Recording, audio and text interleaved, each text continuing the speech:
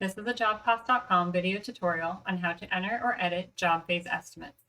In the main cabinet, go to Job Cost, click on Job Phase Estimate Entry, select the job from the dropdown.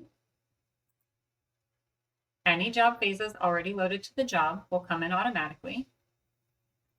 Clicking Load Phase will allow you to copy all job phase estimates from a pre-existing job to this current job.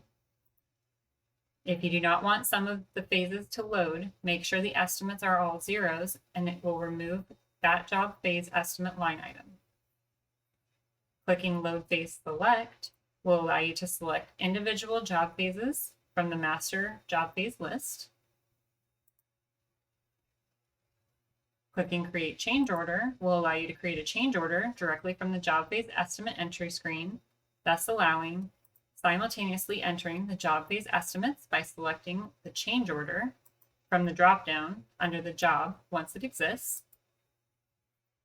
Next to each phase ID, under each cost type, enter the appropriate unit of measure, units, price per unit, and amounts. There is an optional sort group column that can be utilized for reports and contract billings.